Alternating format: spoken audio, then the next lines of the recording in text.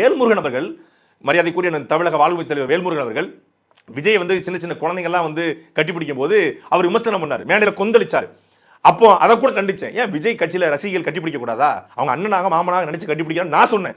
ஆனா புருஷனா நினைச்சு சில பிள்ளைங்க சில பேர் பேசுறாங்க அப்படிங்கிறதா பொன்ராஜ் கண்டிக்கிறாரு.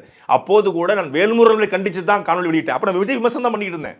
விஜய் விமர்சனம் பண்ணும்போது கூட வேல்முருகன் நடிக்கும் போது எதுக்கு நீங்க கண்டிக்கிறீங்க? அது அவங்க கட்சியில அவங்க ஒரு அண்ணனா ஒரு சகோதரனா ஒரு நடிகனை பார்க்கும்போது அவங்க கட்டிப்பிடிக்கிறாங்க. மொத்தவங்க சின்ன குழந்தை கட்டிப்பிடலாம், நீங்க ஆபாசமா பார்க்க கூடாது அப்படின்னு கண்டிச்சோம். ஆனா கொள்கைகளை மட்டுமே பேசிய அண்ணன் சீமானுடைய குடும்பத்தை எவ்வளவு தரம் தாழ்ந்து தாவேக்காரன் எழுதுறான்.